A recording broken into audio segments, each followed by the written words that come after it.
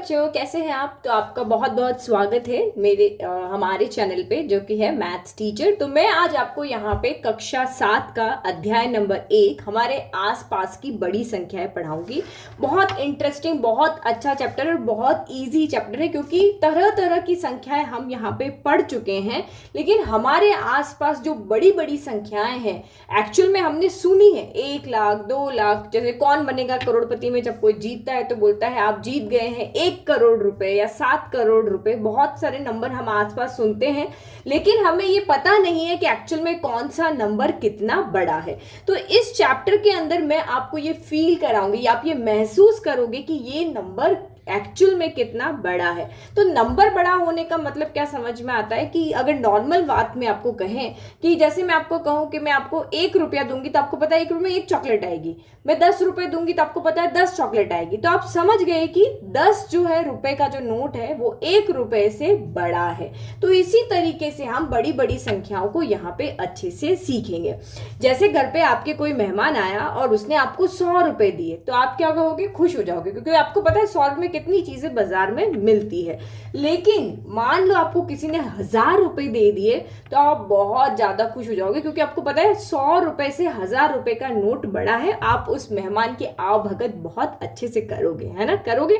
पर यही मान लो आपकी 1 लाख की लॉटरी लग जाए, कहीं आपको रास्ते पे पड़े हुए 1 लाख मिल जाए, तो फिर क्या होगा? वाह, फिर ये तो बहुत बड़ा नोट है, लेकिन आपको नहीं पता 1 लाख में क्या क्या चीजें हम ले सकते हैं। तो यही इस चैप्टर के अंदर हम पढ़ेंगे कि 1 लाख एक्चुअल में कितना बड़ा है और कहीं कहीं पर वो छोटा भी है। तो हम बड़ी संख्याओं को बहुत ही मजेदार तरीके से पढ़ने वाले हैं। कक्षा 6 में हम संख्याओं के बारे में बहुत से चीजें पढ़ के आए हैं, जैसे संख्याओं को जानना, गिनती की संख्याएं, स्थानिक मान उनका यहाँ पे क्या होता है, बड़ी संख्याओं को कैसे पढ़ते हैं, कैसे लिखते हैं। तो उससे पहले हमारी किताब में एक छोटी सी स्टोरी दी हुई है, हम उस स्टोरी को देखते हैं।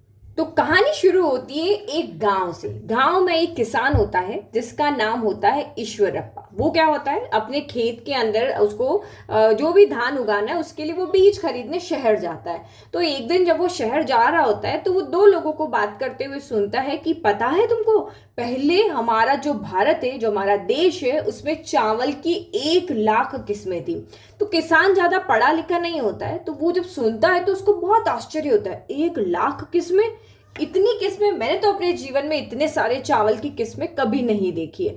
तो वो बस इसी उधेड़ बुन में चलता चलता जा रहा होता है। ठीक है, तो किसान है, पढ़ा लिखा नहीं है, तो इतना ही वो सोचता है कि इतनी सारी वैरायटी थी चावल की पहले, अभी तो बहुत कम वैरायटी है। तो ये बात जाकर के वो घर पे जाता है और अपनी पुत्री और पुत्र को ये बात बताता है। उसके बच्चे स्कूल जाते हैं, तो देखो जो पढ़ता है उसका सोचने का तरीका अलग होता है। वो सुनता है लेकिन उसी में खोया रहता है, लेकिन जब वो बात अपने बच्चों को बताता है तो बच्चे किस तरीके से सोचते हैं, जैसे आप बच्चे हो, आप किस तरीके से सोचोगे कि 1 लाख किस्में, 1 लाख किस्में, अगर मतलब मैं एक दिन की 1 किस्म खाऊं तो मुझे तो उन सारे चावल की वैरायटी को चखने में या खाने में ही 1 लाख क्या लगेंगे? दिन लगेंगे। एक दिन में 1 किस्म खाऊंगा तो 1 लाख किस्में खाने में मुझे 1 लाख दिन यहाँ पे लगेंगे। ये दोनों पुत्र ऐसे, दोनों बच्चे जो होते हैं वो ऐसे सोचते हैं कि प्रत्येक दिन एक नई किस्म को चखने का प्रयत्न करेंगे तो भी सभी किस्मों का आनंद लेने में जीवन काल के 100 वर्ष लग जाएंगे। तो वो इस तरीके से सोचते हैं। तो आपको क्या लगता है, एक्चुअल में उनको सारी किस्में खाने में सिर्फ 100 साल ही लगेंगे? नहीं। तो देखो आगे वो बच्चे खुद जवाब देंगे। यहाँ पे देखो, रॉक्सी और एस्तु ने पाया कि यदि वे प्रतिदिन 1 किस्म का चावल खाते हैं तो वे जीवन भर में 1 लाख किस्म के चावल खाने के निकट भी नहीं पहुंच सकते। तो हम देखते हैं कि कैलकुलेशन करके मैं आपको बताती हूँ कि एक्चुअल में उनको कितने साल लगेंगे 1 लाख किस्म की चावल खाने में, क्योंकि इनके दिमाग में क्या आया कि 100 से भी अधिक साल लग जाएंगे। क्या सच में इतने साल लगेंगे? ठीक है, तो 1 साल में दिनों की संख्या कितनी होती है? 365। तो 1 लाख किस्म खाने में कितने साल लगेंगे? तो 1 लाख को 365 से जब हम भाग करेंगे तो हमारे टोटल कितने साल लगेंगे वो पता चल जाएगा। तो जब आप इसको यहाँ पे भाग दोगे, अब इतना तो आपको आता है, यहाँ पे 365 से जब हम 1 लाख को भाग देने जाएंगे तो देखो यहाँ पे 3 नंबर तो ले नहीं सकते क्योंकि 365 से तो 100 छोटा हो गया, तो 4 नंबर हम यहाँ पे लेंगे। तो 4 नंबर आप जब यहाँ पे लोगे तो 2 बार आएगा, क्योंकि 365 इंटू 3 तो 1000 से बड़ा हो जाएगा। तो ये जब आप करोगे तो 2 बार में 730 आएगा, और जब 1000 में से 730 गया तो आपका यहाँ पे कितना बचेगा, 270। फिर एक और 0 आएगा। तो इस तरीके से करके जब आप भाग दोगे तो अगली बार ये 7 बार जाएगा। 7 को जब 365 से गुणा करेंगे तो 2 5 5 5 यहाँ पे आएगा, और जब आप इसको बाकी करोगे तो 1 4 5 और ये 0 आएगा। तो अप्रोक्स ये आपका 3 करके डेसिमल में जाएगा, तो हम इसको 270 274 साल उसको टोटल क्या करेंगे, लगेंगे। अप्रोक्स जब हम जाएंगे तो देखो 4 बार में देखो ये आता है 1 4 6 0, तो थोड़ा सा ही डिफरेंस है ना, 10 दिन का ही अंतर पड़ रहा है, इसलिए इतने साल उनको लगेंगे अगर एक दिन में एक किस्म खाए तो उनके दिमाग में आता है यार 100 साल तो मुझे लगता है कम लग रहे हैं, तो उनको शायद ज्यादा टाइम लगेगा। तो इसीलिए वो कहते हैं कि क्या होगा यदि हम 2 किस्मों के चावल प्रतिदिन खाएं। तो 2 किस्म के चावल प्रतिदिन, एक किस्म खाएगा तो 274 साल लगेंगे। 2 किस्म के, अगर एक दिन में 2 तरह के चावल खाने लग जाए तो क्या हम 100 वर्षों में 1 लाख किस्म के चावल खा पाएंगे। तो देख लेते हैं ये भी, कि मान लो कोई इंसान है वो 100 साल जीता है, तो एक साल में 365 दिन होते हैं। 100 साल अगर वो जिया तो 100 साल में कितने दिन जी लेगा, तो 0 का तो बहुत सिंपल फंडा है, आगे लगा दो। तो 100 साल जिया तो वो कितने से 36,500 दिन जिएगा, 36,500 दिन जिएगा। एक दिन में एक तरह का चावल खा रहा है, एक दिन में 36,500 दिन में वो कितने तरह का, एक दिन में एक तरह का खा रहा है, तो 1 से गुणा करेंगे तो इसका मतलब वो 36,500 किस्में ही खा पाएगा, पूरे 1 लाख नहीं खा पाएगा। अब उसने कहा कि अगर वही बंदा 100 साल जिए तो वही सेम 36,500 दिन जिएगा, लेकिन अब वो एक दिन में कितनी किस्में खा रहा है, 2 किस्म खा रहा है। तो 2 से गुणा किया, पहले 1 खा रहा था 1 से किया, अभी 2 खा रहा है। तो जब आप इसको यहाँ पे गुणा करोगे तो 0 का 0 0 0, 5 दूनी 10 का 0, हासिल का 1 13 का 3, हासिल का 1 3 दूनी 6 और 1 7। अब वो 73,000 किस्में खा पाएगा। लेकिन यही अगर वो दिन की 3 किस्में खाने लग जाए, क्योंकि अभी तक हम 1 लाख के बराबर नहीं पहुंचे, तो 3 किस्में खाने लग जाए तो क्या होगा, गुणा करोगे तो ये आपका जो नंबर है वो आएगा 109,500। गुणा कर लो ना, 3 को 5 तरी 15 का 5, हासिल का 1, 6 तरी 18 19 का 9, हासिल का 1, 3 का 9 और 1 10। तो अब देखो दिन की 3 किस्में अगर वो खाता है, अगर वो अपने दिन के तीनों खाने में वो अलग अलग तरह के चावल खाने लग जाए, अब ये संख्या 1 लाख से क्या हो गई, बड़ी। तो दिन की 3 किस्में खाने पर वो आपके 1 लाख किस्म को अपने पूरे जीवन काल में चख पाएगा। कब, जब वो 100 साल जीता है, जब वो 100 साल जीता है। कोई इंसान अगर 50 साल जिएगा तो उसका टाइम बिल्कुल यहाँ पे अलग हो जाएगा, ठीक है।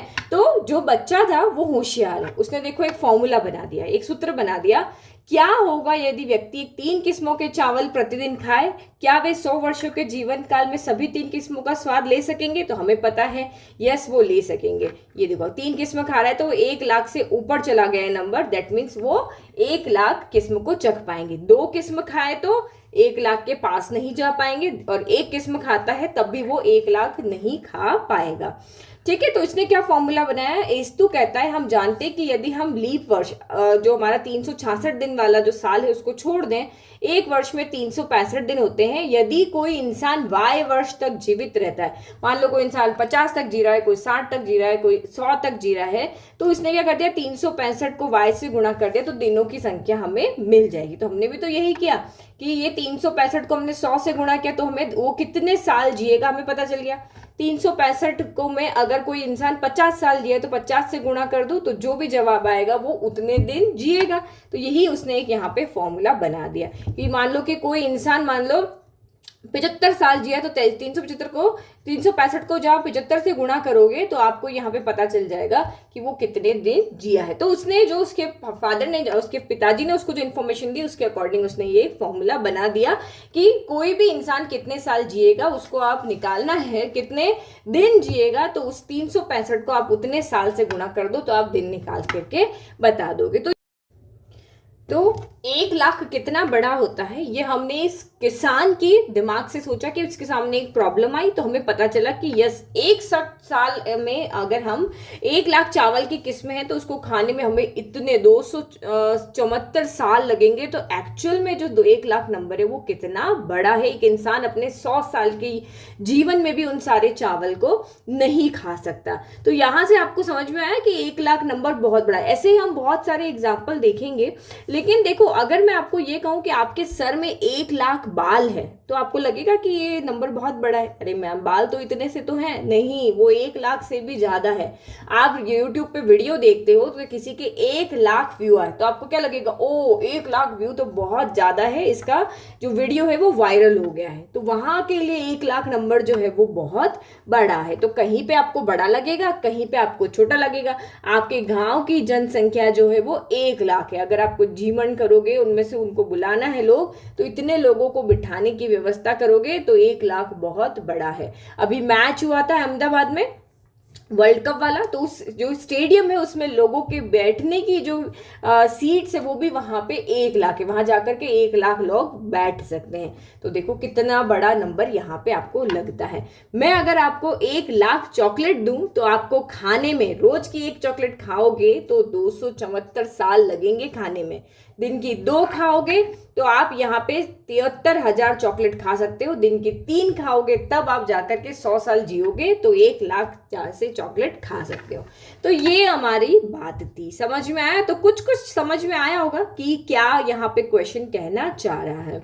तो ये बोल रहा है कि भाई y के लिए कोई भी एक संख्या चुनिए। आपके चुने हुए y के लिए, y में दिनों की संख्या 1 लाख के कितने निकट है। तो हमने y के लिए 100 चुन के देखा तो भाई यहाँ पे, तो यहाँ ये आपका 36,500 ही आ रहा था। सेम अगर आप y के लिए अगर 50 रखोगे तो क्या जवाब आएगा, y के लिए 70 रखोगे, क्योंकि y क्या है, एक इंसान की आयु है। तो आयु तो अलग अलग हो सकती है, आप उसको गुणा करके और उसमें दिनों की संख्या में आप निकाल सकते हो। चलो, इसके बाद हमें ये पता लगाइए जो हमारी एक्सरसाइज जो हमें करनी है। उससे पहले यहाँ पे एक चीज और है, ये हम देखते हैं। देखो, 3 अंकों की सबसे बड़ी संख्या क्या है, तो ये याद नहीं रखना, ये समझो कैसे होता है। देखो, आपने नंबर तो पढ़े हैं ना, 1 से 100 तक तो सभी को आते हैं। तो 1 से 100 तक अगर मैं देखूं तो आप मुझे बताओ, एक अंक की सबसे छोटी संख्या कौन सी है। तो सबको पता है एक अंक की सबसे छोटी संख्या है जो हमारी 1 है। क्यों? क्योंकि एक अंक के हमारे पास 9 नंबर है, 1 2 3 4 5 6 7 8 9, लेकिन इसमें सबसे छोटी कौन सी है, 1 है। और एक अंक की सबसे बड़ी संख्या कौन सी है, तो वो हमारी 9 है। बस इन 2 नंबर को ध्यान रख लो कि एक अंक की सबसे छोटी संख्या 1 होती है और एक अंक की सबसे बड़ी संख्या आपकी क्या होती है, 9। ये तो याद रखने की भी जरूरत नहीं है, आपको पता है ये चीजें, ठीक है। तो अब मैं अगर पूछूं एक अंक की, अगर मैं यहाँ पे बात कर रही हूं, तो छोटी जो है संख्या वो आपकी यहाँ पर 1 है और जो बड़ी संख्या है वो आपकी यहाँ पर 9 है। अगर यही मैं अंक को 2 कर दूं तो यही एक दिमाग में, इनके आगे बस आपको 0 लगाना है।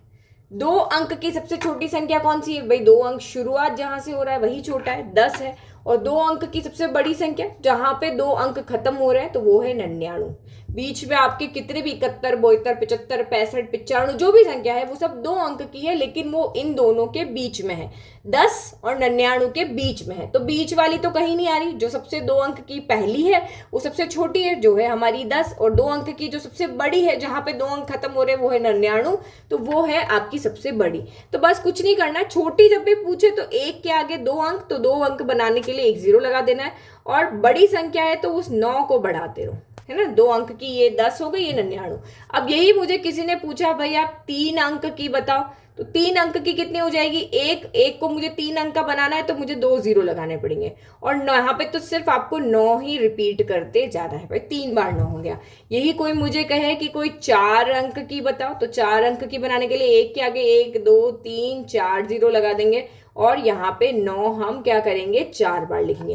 5 अंक की बोलेंगे तो 1 के आगे हम 4 0 लगा देंगे क्योंकि हमें 5 अंक की बनानी है, और यहाँ पे तो हमें सिर्फ 9 को ही 5 बार लिखना है। तो देखो कहीं पे कोई दिक्कत हुई नहीं। तो 3 अंक की सबसे बड़ी संख्या क्या है, 999। अभी हमने कहा 4 अंक की सबसे छोटी संख्या क्या है, तो हमें पता है छोटी संख्या बनानी है तो 1 के आगे 0 लगा देना है। तो कितने 0 लगाएंगे, 3, तभी तो ये 4 अंक की हुई, 1 2 3 4। और दूसरा तरीका भी यहाँ पे बता रहा है कि भैया उसमें 1 जोड़ दो तो ये आ जाएगा। तो ये तो मुझे सही नहीं लगता, जब आपके दिमाग में 1 और 9 फिक्स है, छोटा 1 से बनाना है, बड़ा 9 से बनाना है। 9 को तो उतनी बार लिखना है और 1 के आगे 0 बढ़ाना है। अब 4 अंकों की सबसे बड़ी संख्या कौन सी है, तो सबको पता है बड़ी लिखना है, मीन्स 9 को यहाँ पे 4 बार लिख देना है। अब 5 अंकों की सबसे छोटी, तो 1 लिखना है और 4 0 लगाएंगे ताकि हमारी 5 अंक हो जाए। हो गए 5, 1 2 3 4 5। 4 अंकों की सबसे बड़ी संख्या, 4 अंकों की सबसे नहीं सॉरी 5 अंकों की, तो 5 बार 9 लिख दो। ठीक है, ये आपका हो गया, इसमें कोई दिक्कत नहीं आई आपको, इजीली टेबल हमारी कंप्लीट हो गई, कहीं पे कोई रटना नहीं पड़ा। चलो हम हमारी अब एक्सरसाइज पे चलते हैं। पहला क्वेश्चन देखते हैं। यहाँ पे पहला क्वेश्चन आपको क्या कह रहा है, 2011 की जनगणना के अनुसार चिंतामणि नगर की जो जनसंख्या थी वो 75,000 थी। 75,000 1 लाख से कितना कम है। ठीक है, चलो एक क्वेश्चन मैं देती हूँ ताकि समझ जाओ। मैं आपकी अध्यापिका हूं, मैं एक टीचर हूं, मेरे पास मान लो 10 चॉकलेट है। मेरे पास 10 चॉकलेट है, आप स्टूडेंट हो, आप बच्चे हो, मैं इसको ऐसे लिखती हूँ, आपके पास मान लो 3 चॉकलेट है। ठीक है, अब मैं कह रही हूं मेरे पास 10 है और तुम्हारे पास कितनी है, 3 है। तो कोई पूछेगा कि यार टीचर के पास कितनी, जो हमारी मैम है उनके पास हमसे कितनी ज्यादा चॉकलेट है। तो मैम से कितनी ज्यादा, जब कोई ये क्वेश्चन पूछता है कितनी ज्यादा, तो आपको घटाना है। तो 10 में से 3, हमेशा बड़े में से छोटा नंबर जाता है, तो 7। तो मेरे पास बच्चों से 7 चॉकलेट ज्यादा है और बच्चों के पास मुझसे 7 चॉकलेट कम है। ठीक है, किया तो हमने एक ही काम है भाई, घटाया है, लेकिन जवाब 2 तरीके से दे रहे हैं कि भाई जो मेरी अध्यापिका है, जो मेरी टीचर है, उसके पास बच्चों से 7 चॉकलेट ज्यादा है और बच्चों के पास अपनी अध्यापिका से 7 चॉकलेट कम है। तो सेम यहाँ पे भी यही कह रहे हैं कि जनगणना थी, तो ये मैंने जो एग्जांपल दिया ना वो इसलिए कि जब भी कोई क्वेश्चन आ जाए कि इसके पास मुझसे कितना ज्यादा है या इसके पास मेरे पास इससे कितना कम है, तो हमेशा घटाना है, दोनों को घटा करके जो जवाब आएगा वही उसका आंसर है और हमेशा बड़े में से छोटे को ही घटाना है। तो यहाँ पे इसने क्या पूछा, कंपैरिजन हो रहा है कि आप देख रहे हो कि किसके पास कितना कम है, कितना ज्यादा है, तो ये कितना कम है, कितना अधिक है। तो ये क्वेश्चन जब भी आता है तो आपको दोनों नंबर को घटाना है। तो इसने बोला कि जो चिंतामणि नगर की जनसंख्या 75,000 थी वो 1 लाख से कितना कम है, तो हम यहाँ पे लिखते हैं भाई 1 लाख। 1 लाख कैसे होता है, 1 के आगे 5 जीरो, इकाई, दहाई, सैकड़ा, हजार, 10,000 और लाख। अब 75,000 को हम यहाँ पे लिख लेते हैं। अब आप घटा लो, तो घटाने जाते हैं, 0 में से 0 गया 0, 0 में से 0 गया 0, यहाँ भी 0, 0 में से 5 नहीं जाता तो ये इससे उधार मांगने गया, ये तो खुद 0 ही क्या उधार देगा, तो ये इससे उधार मांगने गया, तो इसने उधार दे दिया, तो ये तो हो गया 0, ये बन गया 10। अब 10 इसको उधार देगा तो ये बनेगा 9 और ये बन जाएगा 10। 10 में से 5 गया तो 5, 9 में से 7 गया तो 2, और ये तो वैसे ही 0 था तो मतलब नहीं। तो इसका मतलब पहला जो क्वेश्चन है उसका आंसर क्या है, 25,000 कि 2011 की जनगणना के अनुसार चिंतामणि नगर की जनसंख्या 1 लाख से है 25,000 कम है। अब प्रश्न नंबर यहाँ पे 2 देखो, 2 यहाँ पे क्या कह रहा है कि 2024 में चिंतामणि नगर की अनुमानित जनसंख्या थी, वो पहले जो 75 थी वो बढ़ के 1,06,000 हो गई है। क्या हो गई है, 1,06,000 हो गई है। तो पूछ रहा भाई 1,06,000 जो है वो 1 लाख से कितना अधिक है। अभी भी वही क्वेश्चन है, कितना अधिक है कितना कम है। जैसे यहाँ टीचर स्टूडेंट में था तब भी हम बाकी ही करेंगे और हमेशा बड़े में से छोटे को ही घटाएंगे। तो घटा लो, तो 0 में से 0 गया 0, फिर से 0, फिर से 0, 6 में से 0 गया तो 6, 0, 1 - 1 0, यानी कि जो जवाब है वो क्या है, 6,000। यानी कि अब जो 2024 की बात कर रहे हो तो 1 लाख से अब जनसंख्या 6,000 बढ़ गई है। 6,000 क्या हो गई है, बढ़ गई। अब प्रश्न 3 देखते हैं, 2011 से 2024 तक चिंतामणि नगर की जनसंख्या कितनी बढ़ी। कितनी बढ़ी मतलब वही घटाना है भाई, इससे टीचर के पास जो है वो स्टूडेंट से कितनी चॉकलेट ज्यादा है, तो वहां पे भी यही करना है। तो 2000 बड़ा नंबर कहाँ है, 2024 में ना 1,06,000, तो 1,06,000 और 2011 में कितनी थी, 75,000। करो घटाओ, 0 0 0, 6 में से 5 गया 1, ये पूरा 10 में से 7 गया तो 3, यानी कि 71,000 ज्यादा है। 2011 से 2024 तक चिंतामणि नगर की जनसंख्या 71,000 बढ़ गई है। इतने नए बच्चों का वहां पे जन्म हुआ है। ठीक है, तो यहां तक हमने पेज नंबर 1 किया, 2 किया। आई होप आपको अच्छे से समझ में आ गया कि यहाँ पे क्या कहना चाह रहा है। अब नेक्स्ट वीडियो में हम देखेंगे हमारी नेक्स्ट एक्सरसाइज। आपको समझ में आ रहा है तो चैनल को लाइक शेयर सब्सक्राइब करना ना भूलें। Thank you.